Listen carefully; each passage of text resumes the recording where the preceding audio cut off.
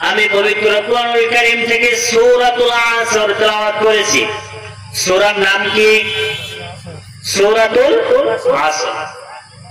এই সূরাতুল আসর অতি ছোট্ট একটা সূরা, 4 আয়াতের একটা সূরা। আমরা সবাই অনেকের মুখস্থ আছে, কিন্তু এই সূরার ব্যাখ্যা, এই সূরার শানে নুজুল, এই সূরার যে তাফসীর আছে, রাসূল আকরাম সাল্লাল্লাহু আলাইহি ওয়াসাল্লাম বলেন, কোন মুসলমান, কোন বান্দা যদি এই সূরাতুল আসরটার উপর আমল করে আর পুরা কোরআন শরীফের কোন সূরা তার জানা নাই, শুধুমাত্র সূরাতুল আসরটা যদি সুন্দরভাবে সম্পূর্ণরূপে জানে, পুরা কোরআনের আমল করা তার জন্য সহজ হয়ে যাবে। আর একটু জোরে বলেন সুবহানাল্লাহ। কষ্ট হচ্ছে আপনাদের? সূরাতুল আসর, এই সূরা আসর এটা এমন একটা সূরা, হাদিসের মধ্যে আসছে কোন সাহাবায়ে কেরাম যদি 2 জন ব্যক্তি এক জায়গায় হতেন, 2 জন ব্যক্তি কি হতেন? এক জায়গায় হতেন, একজন সাহাবী অপর সাহাবীকে সূরাতুল আসর না শোনায়া সেখান থেকে দূরে চলে যাইতেন না। সুবহানাল্লাহ। 2 জন ব্যক্তি এক জায়গায় হলে কোন কাজ করুক আর না করুক, সূরাতুল আসর একজন অপরজনকে না শোনানো পর্যন্ত তারা 2 জন পৃথক হতেন না। তাহলে কত বরকতপূর্ণ, ফজিলতপূর্ণ, গুরুত্বপূর্ণ একটা সূরা সূরাতুল আসর। এই সূরাতুল আসরের আসর শব্দ দিয়ে আল্লাহ রাব্বুল আলামিন এই সূরাতুল আসরটা শুরু করেছেন। আল্লাহ রাব্বুল আলামিন বলেন ওয়াল আসর।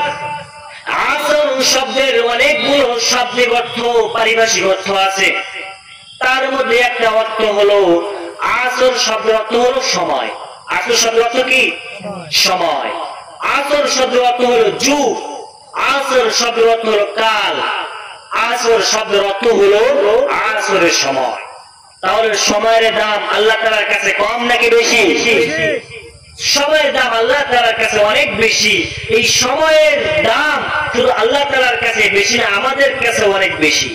কারণ সাহাবায়ে কেরাম আল্লাহ রাসূল সাল্লাল্লাহু আলাইহি ওয়াসাল্লামের কাছে প্রশ্ন করতেছেন, ইয়া রাসূলুল্লাহ, ইয়া হাবিবাল্লাহ, আল্লাহ তাআলার কাছে সবথেকে অধিক প্রিয় আমল কোনটা? আল্লাহ তাআলার কাছে সবথেকে অধিক প্রিয় আমল কোনটা? রাসূল আকরাম বলেন, ও আমার সাহাবীরা শুনে রাখো, আল্লাহ তাআলার কাছে সবথেকে অধিক প্রিয় আমল হলো সময় মতো, টাইম মতো আমলগুলো করা। সময় মতো কি করা? আমল করা। তার মানে সময়ের দাম কিন্তু অনেক বেশি। সময়ের পরিবর্তনে অনেক কিছু পরিবর্তন হয়ে যায়। সময়ের পরিবর্তনে যেগুলো হওয়ার ছিল না সেগুলোও হয়, আবার সময়ের পরিবর্তনে অনেক কিছু আপনার আমার জীবন থেকে চলে যায় আবার আসে। একটা সময় ছিল এই রকম মাহফিল করার জন্য বিভিন্ন মানুষের অনুমতি নেওয়া লাগতো। যাদের কোরআনের জ্ঞান নাই, হাদিসের জ্ঞান নাই, তাদের কাছ থেকেও এই মাহফিল করার জন্য অনুমতি নেওয়া লাগতো, ঠিক কিনা? আজকে সময়ের প্রেক্ষিতে যেই মানুষগুলা মাহফিলে বাধা দিত, যেই মানুষগুলা আলেমদের দেখলে তাদেরকে জঙ্গিবাদ বলে, তাদেরকে বিভিন্ন ভাবে গালিগালাজ করতো, ওই মানুষগুলো এখন কিন্তু আপনার আমার মাঝে নাই। শুধুমাত্র সময়ের প্রেক্ষিতে যারা আলেমদেরকে কারাবন্দী করে রাখতো, যারা মানুষদেরকে শিকলবন্দী, মানুষের কথার স্বাধীনতা, বাক স্বাধীনতা কেড়ে নিয়েছিল, ওই মানুষগুলো সময়ের প্রেক্ষিতে এমন একটা সময় গেছে, মাত্র একটা বয়ান ভিডিও রেকর্ড করবে, এই সময়টা পর্যন্ত আল্লাহ দেন নাই, ঠিক কিনা বলে? সময়ের প্রেক্ষিতে এমন একটা সময় রান্না করা ভাত খাইতে পারে নাই।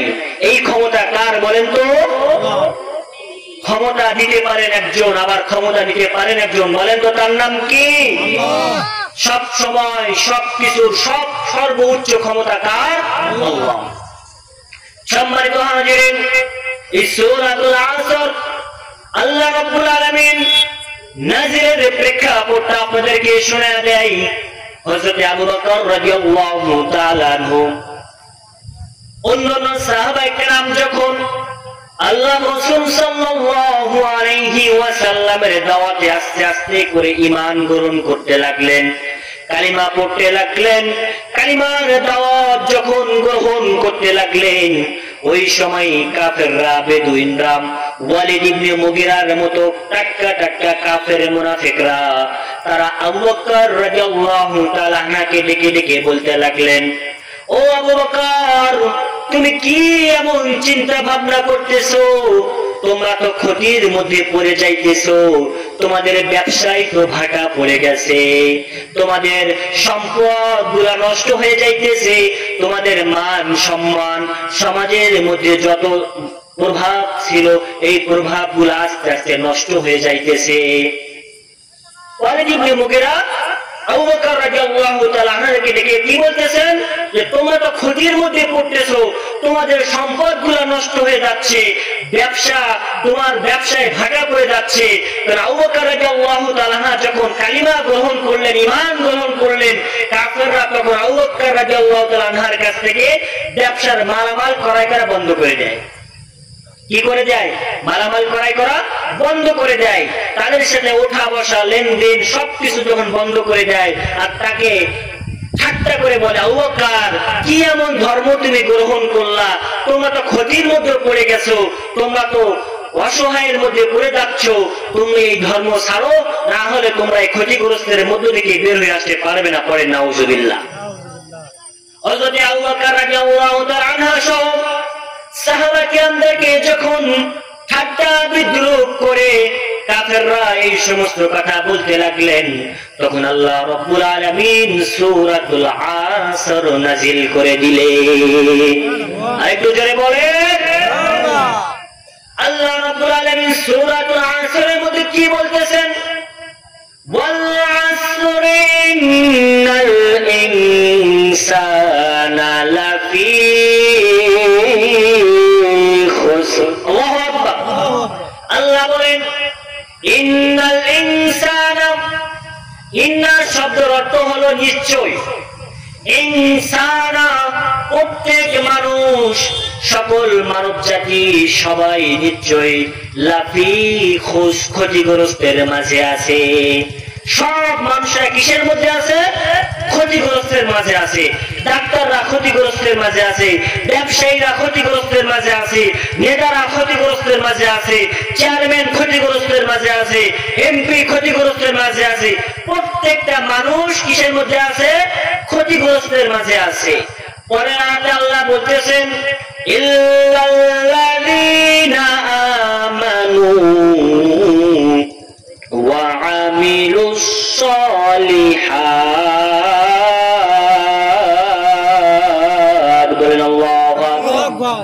আল্লাহ বলেন সবাই ক্ষতিগ্রস্তের মাঝে আছে, ইল্লাল্লাযীনা, তবে ওই সমস্ত মানুষ যারা ক্ষতিগ্রস্তের মাঝে নাই। তারা কারা? দুই শ্রেণীর মানুষ। এক শ্রেণীর মানুষ হলো ইল্লাল্লাযীনা আমানু, যারা ঈমান এনেছে, ওয়া আমিলুস সালিহাত, আর যারা নেক কাজ করেছে। বলেন সুবহানাল্লাহ। তাহলে দুনিয়ায় সবাই কিসের মধ্যে আছে? ক্ষতিগ্রস্তের মাঝে আছে। দুই শ্রেণীর মানুষ ছাড়া এক শ্রেণীর মানুষ হলো আমানু, যারা ঈমান এনেছে, ওয়া আমিলুস সালিহাত, আর যারা নেক কাজ করেছে। তার মানে দুইটা গুণ আপনার মধ্যে থাকা লাগবে।